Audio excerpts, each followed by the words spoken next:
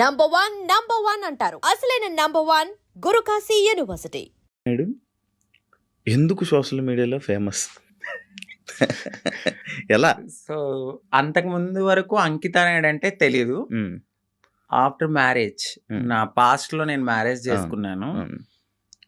ఆ టైంలో సో బాగా వైరల్ అయిపోయింది ఆ వీడియో అనేది.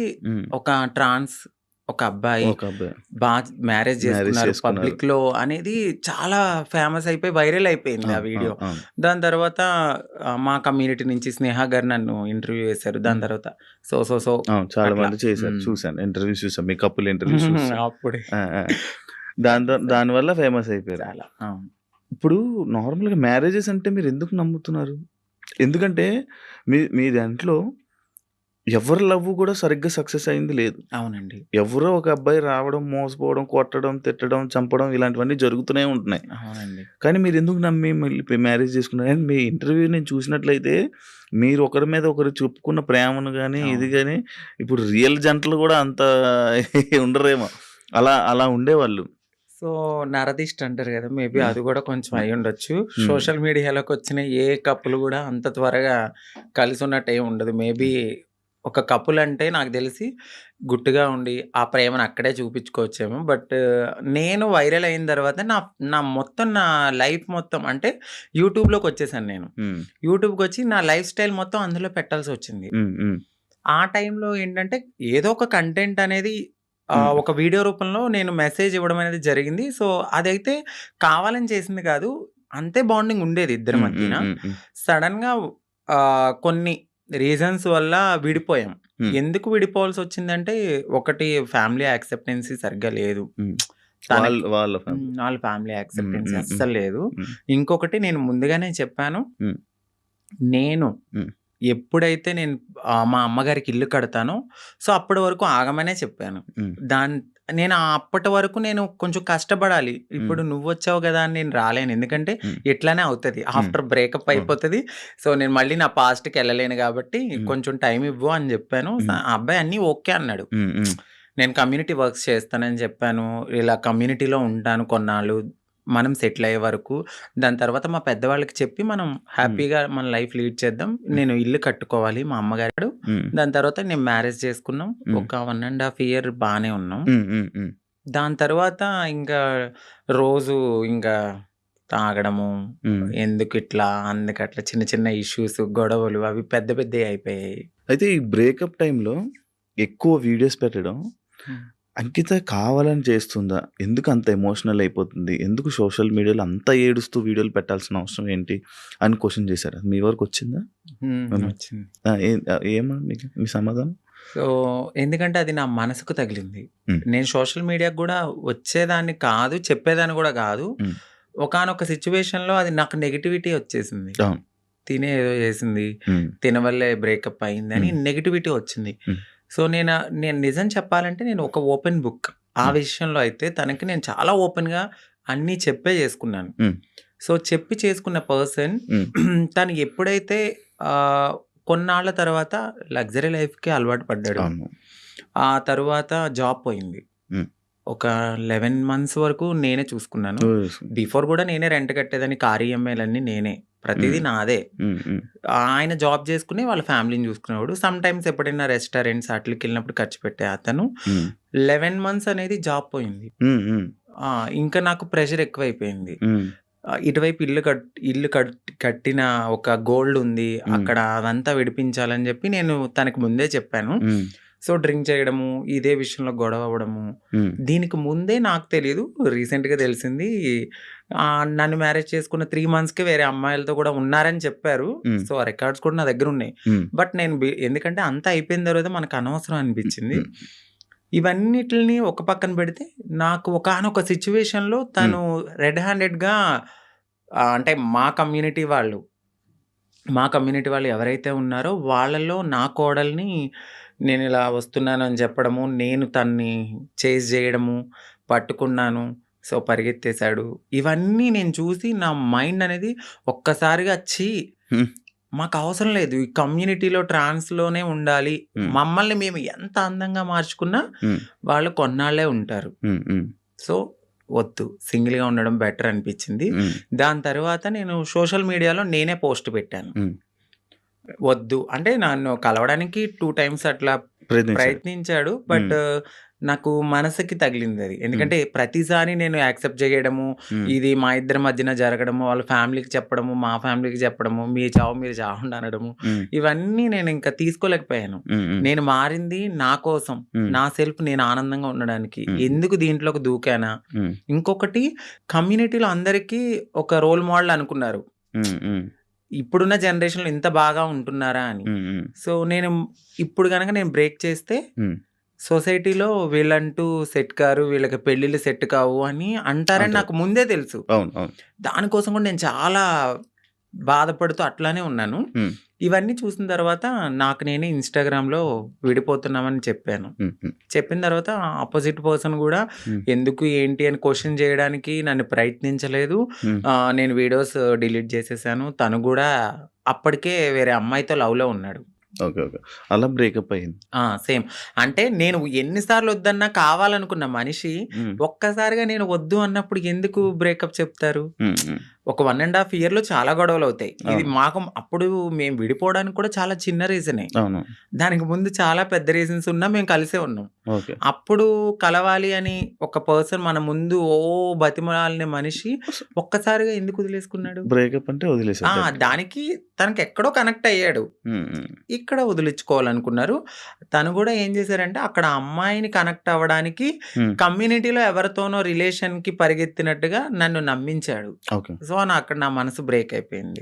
తర్వాత తెలిసింది ఇలా జరిగాయి కాదు. అప్పుడు మరి ఫేస్ మీద దెబ్బలు కొట్టడం అవన్నీ ఏవో ఉండే కదా, దెబ్బలు ఉండే ఫేస్ మీద, ఏవో దెబ్బలతో ఒక వీడియోస్ ఉండే, అవేంటి అవి ఆయన కొట్టినవా లేకపోతే ఏం జరిగింది? అది ఇక్కడ దెబ్బలు తగిలింది అంత ఫేస్ సంథింగ్. ఆయన అయితే కొట్టలేదండి. సో అది అబద్ధము.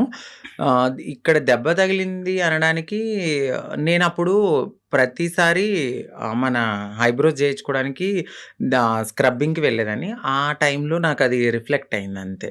ఈ ఫేస్ ఇంత అందులో ఏడ్చి ఫుడ్ లేదు కానీ అది కొట్టేశారేమో, ఇబ్బంది పెట్టేశారేమో, ఇదైపోయిందేమో అని అనుకుండే. ఆయన ఏం కొట్టలేదు. మీకు అదే ఫస్ట్ లవ్? అంటే అదే ఫస్ట్ లవ్ అనుకోవచ్చు. అదే ఫస్ట్ లవ్. అంటే బిఫోర్ ఒక లవ్ ఉండేది, అది అక్కడ దాకా రాలేదు. అంటే ఇంకా ఇది లవ్ కామన్ అనిపించింది ఇంకా. కానీ పెళ్లి వరకు రావడం అనేది ఇదే ఫస్ట్ పెళ్లి. ఇప్పుడు ఇద్దరు అభిప్రాయాలు కలుస్తాయి, కలిసిన తర్వాత మాట్లాడుకున్న తర్వాత కొన్ని రోజులు ట్రావెల్ అయ్యాక ఓకే నీవు నాకు సెట్ అవ్వలేదు వదిలేసుకుందాం అనుకునేది ఒకలా ఉంటది. ఇటు పబ్లిక్ వచ్చేసి మనము కామన్ అయిపోతాం, వాళ్ళకి రోజు కనబడతాం. ఒక్కసారిగా పర్సన్ పక్కన లేకపోయేసరికి ఎందుకు అని వాళ్ళు క్వశ్చన్ చేయడం అనేది రైటే ఉంటది. సో ఇక్కడ దాకా ఆ పర్సన్ అయితే ఉన్నారు అంతే. కాదు అదే ఇందాక నేను ఒక పాయింట్ అడిగాను, ఏదైతే అబ్బాయిల దగ్గర నుంచి మనకి పూర్తి ప్రేమ దొరకదని తెలుసు, మీకు తెలుసండి. డబ్బుల గురించి వస్తారని తెలుసు. అవును. కానీ ఎందుకు నమ్మి దగ్గరికి తీసుకొని మోసపోయి మళ్ళీ ఏడడం? గొర్రె కసాయవాడిని ఎందుకు నమ్ముతుందంటే నేను ఏం క్వశ్చన్ చేయగలను. గడ్డు పెడతారు, తీసుకెళ్తారు, బాగా ఫుడ్ పెడతారు, తర్వాత వాళ్ళని చంపేస్తారు ఏది గొర్రెని. అలా అని చెప్పి ఆ గొర్రె వెళ్లకుండా ఉంటుందా? అయ్యో ఫుడ్ ఎందుకు పెడుతున్నాడో, ప్రేమగా పెడుతున్నాడేమో, తినడానికి వెళ్దాము, దానికి తెలీదు. తర్వాత నేనే బలైపోతాను, మమ్మల్ని తినడానికి వచ్చారు. సో మా లైఫ్ లో కూడా అట్లనే జరుగుతుంది తెలుసు. ఎందుకంటే తల్లిదండ్రుల ప్రేమ ఉండదు. ఫ్రెండ్స్తో ఎవరితోన్నా మాట్లాడినా కూడా తను ఎందుకు మారిపోయాడు కదా, అట్లా ఇట్లా నువ్వు ఎందుకు మాట్లాడుతున్నావు, నీకేమన్నా రేపొద్దున బ్యాడ్ రివ్యూ వస్తుందేమో అని చెప్పి ఫ్రెండ్స్ ఎక్కువ మాట్లాడరు, సొసైటీ యాక్సెప్ట్ చేయదు. ఈ టైంలో ఎవరో ఒకళ్ళు మమ్మల్ని దగ్గరికి వస్తారనమాట. ఓకే మాకు ఈ ప్రేమ దొరుకుతుంది, జెన్యున్ ప్రేమ ఏమో అని నమ్ముతాం, నమ్మి దగ్గర తీసుకుంటాం. తనకు అయ్యిందని చెప్పి నాకు అవ్వాలని లేదు కదా అని గొర్రెలుగా నమ్మేసి ముందుకెళ్ళిపోయి తర్వాత బలైపోతాం. ఇప్పుడు అమ్మలతో లేదా? అంటే హైదరాబాద్ లో నేనే ఉంటున్నాను, ఇంటి దగ్గర ఇల్లు కట్టాను. అక్కడ మమ్మీ వాళ్ళు ఫ్యామిలీ అంతా అక్కడే ఉంటారు. ఇప్పుడు ఎలా డబ్బులు? ఇప్పుడు నేను నార్మల్ గా అయితే యూట్యూబ్ మీద యూట్యూబ్ బేస్ చేసుకున్నాను. దానికి బిఫోర్ నుంచి నేను కమ్యూనిటీ వర్క్స్ చేస్తూ నేను సెటిల్ అయిపోయాను. ఫైనాన్షియల్‌గా అయితే ఇప్పుడు నేను చాలా బాగా సెటిల్ అయ్యి ఉన్నాను. యూట్యూబ్ చేస్తున్న ఇన్‌కమ్ అట్లానే కొంచెం ఎంతొస్తది యూట్యూబ్ నుంచి? ఇప్పుడైతే 1.2 అట్లా యూట్యూబ్ వస్తుంది. నుంచి. బిఫోర్ ఇంకా ఎక్కువ వచ్చేది. ప్రమోషన్స్ అవన్నీ ప్రమోషన్స్ చెయ్యట్లేదండి నేను. చేయలేదు. ప్రమోషన్ నార్మల్ ప్రమోషన్స్ అమ్మాయిలకి సంబంధించిన బిఫోర్ చేశాను, అసలు చెయ్యట్లేదు నేను. ప్రమోషన్స్. నేను నో పెయిడ్ ప్రమోషన్స్ అని కూడా పెట్టాను. అవును చూసాను నేను. ఆ, ఒక- ప్రమోషన్స్ చేయరు. ఆ, ఓన్లీ యూట్యూబ్ నుంచి 1.5 lakh 1.2 lakh. 1.2 ఒక 2 months నుంచి అయితే మాత్రం నేను సరిగ్గా ఈ వీడియోస్ చేయట్లేదు. 12,000 13,000 అట్లనే వస్తున్నాయి. అంటే ఒక 3 months నుంచి. ఓకే. దాని బిఫోర్ నేను బాగా చేసేదాన్ని. అవును. 1.2 మ్యాక్స్, అది 1.5 మధ్యలో. ఇప్పుడు రెవెన్యూ ఇంకేం లేదు. ఈవెంట్స్కి ఏమైనా వెళ్తారా? ఈవెంట్స్ ఏం లేదు. ఇప్పుడు నేను షాప్ ఓపెనింగ్స్ అట్లా ఏదైనా జరిగినప్పుడు కొంచెం నాకు తెలిసిన వాళ్ళు విఐపీస్ కానీ వాళ్ళకి కానీ దిష్టి తీయడము, లేదంటే వాళ్ళ ఇంట్లో ఎవరైనా పుట్టారు అంటే బ్లెస్సింగ్స్ కానీ నన్నే పిలుస్తారు.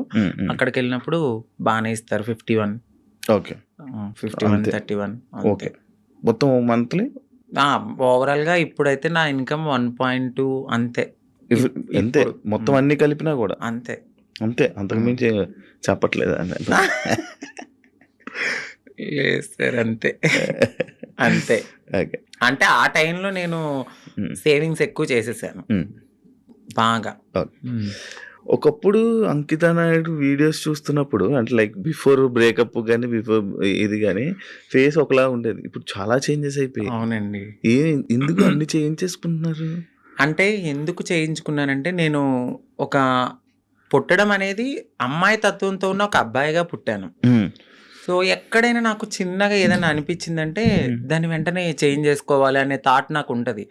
నాకు నేను ఒక పుట్టడం ఒక అబ్బాయిగా పుట్టిన నా మనసు అమ్మాయి అంటే ఇప్పుడు ఒక గొంగళ పురుగు ఉంటది, తన జీవితం ఎట్లా ఉంటది, చాలా చిరాగ్గా కనిపిస్తుంది. కానీ వన్స్ ఒక్కసారి తనకి మారినప్పుడు ఒక అందమైన సీతాకోక చిలుకగా మారుతుంది.